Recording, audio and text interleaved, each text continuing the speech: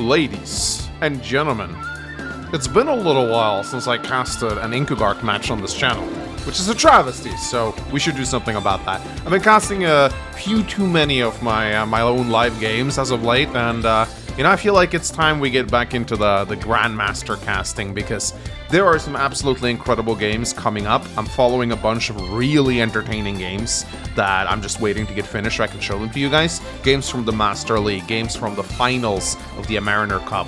There's a lot of big names going up against each other, and there's going to be some absolutely spectacular high-level matches coming your way very soon. But until those matches conclude, I wanted to check out this this game that I've been lying around in my replay folder for a while. Like, this game is actually pretty old.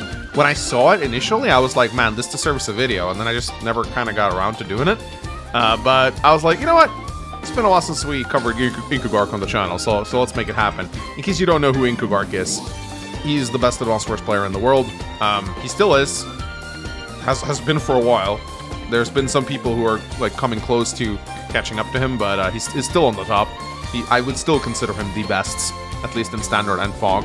Maybe at least Standard. Maybe I think maybe there are some people who could take him in Fog. Maybe Nightmare of Painkyo, aka Reimer.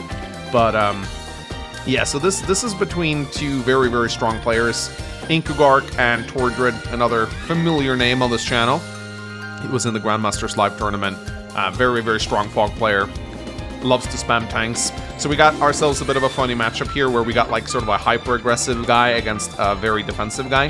Inkugark loves his artillery, loves his walls. Tordred loves to spam tanks. It's a match made in heaven. You know, it's like it's aggression versus defense.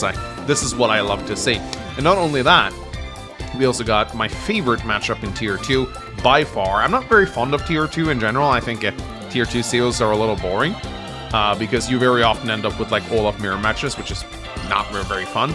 But we got Eagle versus Olaf, which to me, whenever I see this matchup, I'm like, okay, it's going to be a good game. Because you got... On paper, it doesn't sound like a lot of fun because it's two very stally COs up against each other. But what I love about this matchup is that it's like a dance between both COs. Olaf wants to try and make it so that he pops his Winter Fury before Eagle gets his Lightning Strike. But if Olaf overextends or miscalculates, then Eagle can smash his forces into him, pop Lightning Strike, and just wipe him off the map. So it's kind of like a matchup that rests on a nice edge. You have to be very, very careful, and you have to really know your counts. And in Fog, it becomes even more chaotic because you don't really know where the opponent's army are. You really need to scout out. Like, the Olaf player needs to make sure he doesn't go too close to the Eagle army. And the Eagle army needs to not commit until he can attack with a considerable amount of his forces. And even though Olaf gets his Winter Fury, it's not like guaranteed that he's gonna win, because Eagle can still come back from that because he's just that strong. So, and this particular matchup has such a funny ending. I'm telling you guys, you're gonna laugh at the ending of this game. It was, when I saw it for the first time, I was like, oh my god, that's the funniest thing I've ever seen. So the map that they're both playing on is called Haipong. I think D just literally made that joke. I think he covered this map in one of his videos. Fog map, very exposed HQs. You got some very weird and wonky reinforcements paths here. Like, you got, it's a 2-base map, so like I'm kind of surprised that Inkugark picked Olaf for this because, you know, as you know, Olaf is not very good on 2-base maps. He tends to be better on 3-base maps. So I understand why Tordred went Eagle here. I think Max may be more popular on this map. I don't remember if he was banned when this map was out in the league pool. I think maybe... No, I don't think he was. But of course, Olaf gets exponentially more powerful the more bases you have. And with only 2 bases, there's a limit to how much his Winter Fury can do. However, on the same... on the other side of the spectrum, you have airports, and battlecopters are very strong on this map. And Olaf really likes when there's a lot of battlecopters flying around because it's very hard to repair them. And so, and you know, his Winter Fury also slows down enemy battlecopters quite a bit. So, I guess Olaf is not a terrible choice for this map, but you know. Anyway, ladies and gentlemen, I say we just get into it. Both players, you know, opening up infantry. You know how it goes. Capture chains on this map, I find that they're a little bit complicated. So there's a lot of rivers to take into account here. You got this mountain here, which slows down infantry movements and what have you. It's just a lot of things you got to take into consideration here. This is just 2 base. You got to be extra careful with your capture chains. The airports in the back, you do want to get them, but not too quickly, because this airport is kind of far out of the way. It doesn't really chain over to any other properties. But Inkugark is going to go and grab his airport just now. I think Tordred is going to do the same thing. Pretty much doing the same thing, I think. I think they're both figured out the appropriate capture chains of this map. There's also comm towers on this map. That benefits Olaf, I'd say. Eagle definitely likes it when there's no comm towers, because then he can put up his infantry walls and move his army slowly forward. He wants to try and keep a high unit count, because the higher unit count he has, the better his lightning strikes become. So Eagle actually don't want comm towers. He loves maps with 0 towers. Whereas, I'd normally say that Olaf actually also prefers no comm towers when he's up against COs like Max and what have you. But in this particular instance, I think Inkugark likes having the comm tower. Inkugark opening up his trademark Artie first, Tordred opening up tank first, so this is pretty much the difference between these two players. Inkugark will very often open Artie, whereas Tordred tends to open tank. So, but the thing about Inkugark is that his walls are so damn good, it's going to be very hard for Tordred to find any holes in his defenses. Tordred does go Artie as well. Tordred known for spamming tanks, although I think that was like mostly early on in his career. He was known for just spamming tanks, and then people kind of figured it out and they started to counter it. Because spamming tanks, while it sounds good on paper, and it is good against an unsuspecting foe, it is very easily countered by people who know how to deal with it. So I think Tordred kind of dialed back his tank spamming ways a little bit. He still likes to go a lot of tanks, but he mixes some artillery and battlecopters in now. He doesn't just spam tanks anymore, because that became very easy to figure out. But that is how he initially like made his way over to like that's how he became like top 10 in the first place. Was he just came onto the ladder, spam tanks, and boom, like he made his way all the way up to the top of the ladder. And then people were like, man, this guy's kind of cheesy, he's just spamming tanks. And then he stopped doing it. So Inkugark putting his artillery in this forest tile right here. Pretty cool. Like, it covers the city right here, guards the tank. Inkugark knows exactly where to place his artillery. When you're going up against him, you can be absolutely sure you're going to be facing artillery, so you might as well just expect there to be parties hidden in woods. Inkugark going anti-air just as Tordred builds his first battlecopter. Pretty nice game sense from Inkugark right here. But so far, nothing spectacularly out of the ordinary is happening. They're both actually having very similar openings right now. I mean, Tordred opened up tank, Inkugark went Artie, but they both arrived in the center with an Artie and a tank each. One thing that I do find kind of annoying about this map is that these 3 cities are kind of like hard to hold, I find. Like, you got these rivers right here, got this little choke point right here. I always like find it very annoying to fight over these 3 cities in the corner whenever I'm playing on a high pong. Inkugark finishes capturing his comm tower, now goes for more of his contested properties, just setting up in the middle here. Setting his artillery up in such a way that Tordred can't really spot it without putting a unit here. He'll have to blast his way through 3 other units, which obviously is not going to happen at this stage where both players have very low unit counts. But yeah, just... Oh, Tordred goes in for the hit though. He sees the infantry and he goes for it right away. Places his artillery kind of exposed out in the open. I wonder if Inkugark is going to see it. Tordred is coming in with a battlecopter now though, and more tanks. So let's see what happens here. Have a feeling Inkugark is just going to blast this RT right here. He takes out the infantry, goes for the harbor. In comes the Empire, actually, right into Tordred's artillery range. There we go. Inkugark gets a nice shot on the tank right there. It's a beautiful counterattack. I would say Tordred has no choice but to pull back. He sees the anti-air. He knows his battlecopter can't really go in there without getting shellacked. But Tordred takes a shot with the artillery on the anti-air and actually goes in with the battlecopter. Never mind. I thought he'd pull back for sure, but no. He's going for it. He's feeling like brawling, so both players feeling feisty early on right here. Neither player wants to back down, so let's see if Inkugark continues the aggression or whether or not he's had enough of Tordred. Daytime rolls in. Most of the properties are being captured right now, and Inkugark pulls his anti-air back. Love to see it. We'll repair it. Yeah, Inkugark is actually the one pulling out of this brawl right here. He's just regrouping around his artillery, which is pretty smart. and Tordred would probably be a bit of a fool to attack into this, I'd say. And I think he knows that as well. Moves in with the Recon.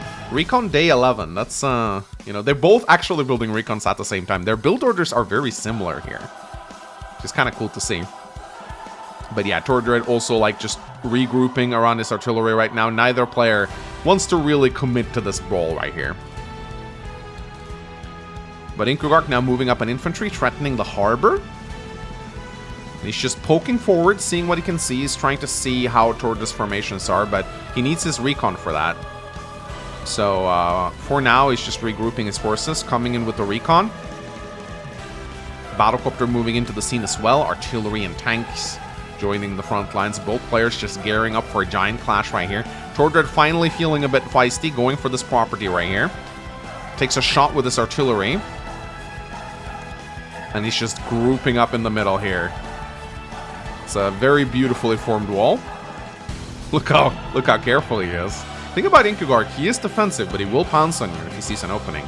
He's not passive, he's just very good at walling. But Inkugark is also, you know, once he goes for the attack, it usually means that he thinks he can win, so. But Inkugark moving in with his recon, now he finally sees a bit more of Tordred's formation. A lot of units here, though, both players just keeping their army boxed up in the center.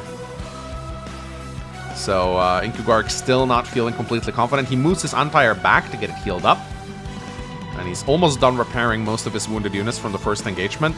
But again, very careful play from Inkugark here. 2 artillery out of him right now. So he's telling Tordred that he's happy to play a stall game. But Tordred, he's tired of waiting around. He decides to go for it. He charges in. Oh, he tries to go for the luck roll, but he fails. That is unfortunate. Look at that. Oh, that would have been so nice. I bet he beat himself hard up over that one. That probably seals that attack, honestly, if he would have been able to do that. I mean, he's still going for it because he's committed too much at this point. He can't pull back with like half of his forces. He needs to, once you attack, you need to attack. You need to commit. But I have a feeling that that low luck roll is going to make it very, very hard for Tordred to commit. And here comes the counterattack. Very soon, ladies and gentlemen. Day 13. Tordred is committing. Inkugark sees the opportunity to go for the capture. And here comes the counterattack. Using the recon to weaken the infantry to ensure the one-hit KO. In comes the anti-air, kills the battlecopter. Tank goes down. The other tank goes down. Inkugark's got a lot more left in the tank. Saving his artillery. Not shooting with it yet, deciding to take a shot at the tank instead. And it's a beautiful counterattack from Inkugark right here. I think Tordred has no choice but to back off here. I don't really see him attacking into this. His lightning strike still quite a far ways away. He's got 49,150 charge out of the 81,000 required. So, if you don't know how power charging works in Advanced Wars, your own units, when they die, they're worth 100% power charge. The opponents are worth 50%. So, like, if he destroys a tank worth 7,000, that's 3,500 worth of power charge. If he loses one of his own, that's 7,000. So, Lightning Strike is not going to happen this turn. Like, he would have to sack a lot of his units to make that happen. So, Tordred, yeah, he's going to pull back. He's going to go interrupt this cap right here. Not going to let Inkugark just have that property. But he's regrouping around the northern section of the map right here, moving the infantry into the mountain. That's very nice. It becomes basically a recon here. So these mountains are very good for forming a defensive perimeter. But yeah, Tordred is like, nah, I'm not I'm not messing with that, not until I get Lightning Strike. But now both players are in a very precarious situation because Inkugark is very close to getting his Winter Fury. Tordred is very close to getting his Lightning Strike. So whoever attacks next must ensure that they don't overcommit. Like, Inkugark can't let Tordred get his Lightning Strike before Winter Fury is GG. Tordred very much does not want to give Inkugark his Winter Fury before he gets his Lightning Strike. So both players have to play incredibly careful now. And it's going to come down to very, very small numbers here on who gets their power first. Now, again, if Inkugark gets his power first, that isn't a GG. That isn't necessarily like a GG. But if Tordred gets his Lightning Strike first, that is 100% a GG for Inkugark. So you can see how careful Inkugark is right now. He's setting up walls. He knows that he can't retreat from this position. He wants to grab this property too. Inkugark a little bit ahead of Tordred at the moment. He would like to widen that gap a little bit further, but Tordred definitely doesn't want to let Inkugark get the city, but he might not have a choice. Let's see what he decides to do. So Tordred now moving forward. He has a lot of weakened units that he can use as walls, which is very good. But you want to try and keep that tank count high so that he gets a lot out of Lightning Strike when it happens. But yeah, looks like Tordred is just going to let Inkugark have that property. He's too scared of Lightning Strike, or sorry, he's too scared of Winter Fury right now. Day 15 rolls in, Inkugark gets the city. Brings him a solid 2k income above Tordred. But keep in mind, whenever you're playing against Eagle, it's kind of expected that he'll be like 2 to 3 income behind you. Because that's just how Eagle is. Like, you need to be ahead of Eagle. And even when you're ahead, he can still beat you when the Lightning Strike comes in. That's just how strong it is. A double turn is just godlike, so... As Eagle, if you're playing even with him, you're probably behind. But Inkugark is happy to just, you know, he knows he has an income advantage right now. It's not super huge, but like when you have 19k income over 17k, I mean that will start to make a difference. It means you can build more medium tanks than your opponents, and we do see that Inkugark is moving in with his first medium tank right now, which is good. It's a solid wall against the Eagle. He's building 2 more recons because he realizes he needs scouting information right now.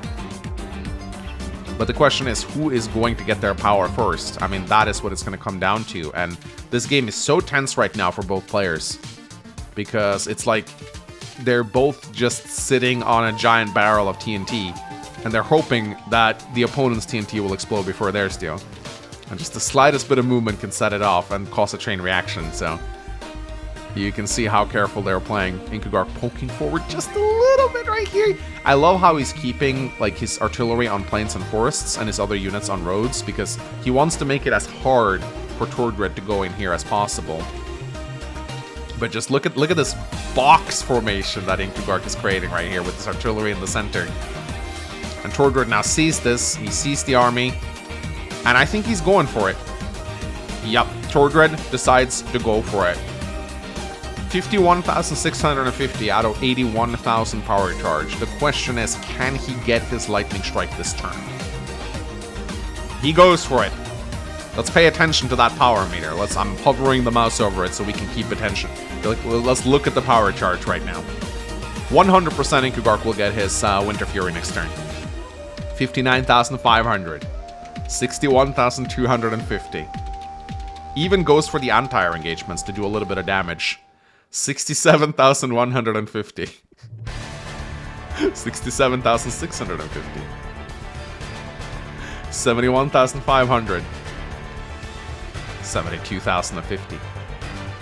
There we go. 75,550. 76,750. 78,850. 79,100. He's 1,000 away from Lightning Strike. But he can't find any more engagements. Oh no. He's 1,000 funds away from getting his Lightning Strike. Just barely missed it. That must be such an awful feeling for Tordred. If he got Lightning Strike now, 100% he would have won the game. There's no doubt in my mind he would have won. But look at this. Look how close. Look how close he came to getting that Lightning Strike. Cracked cold one open for the Eagle fanboys in chat, guys. That's devastating. That's devastating. However, Inkugark may get his Winter Fury right now. But if we actually look at the battlefield right now, Tordred still got a pretty scary force. Got 32 to 21 units. So let's see what kind of counterattack Inkugark is going to be able to conjure up here. It's devastating, as you might expect. Picks up a lot of units. In comes the anti-air. Battlecopter gone. Oof, this is painful to watch. Oh, Eagle Bros, we got too cocky. And Inkugark delivers an absolutely devastating counterpunch to Tordred's gut. Gutting his forces, bringing his unit value down to 60k. But, ladies and gentlemen, never count Eagle out. Tordred, he's had it with Inkugark. He's decided he's just going to commit to this right now, and he's going all in. he's gonna pop his lightning strike in the snow. You can tell that by the way he's moving. Otherwise, he would have been pulling back. Now, he realizes that there ain't no pulling back from this match. So he pops his lightning strike in the snow. And you can see, even though a Winter Fury has been popped, and even though it's snowing, you see how scary Eagle is, and how much damage he's able to do, despite his unit movement basically being halved. And it's a pretty devastating lightning strike, though nowhere near as devastating as he needed it to be.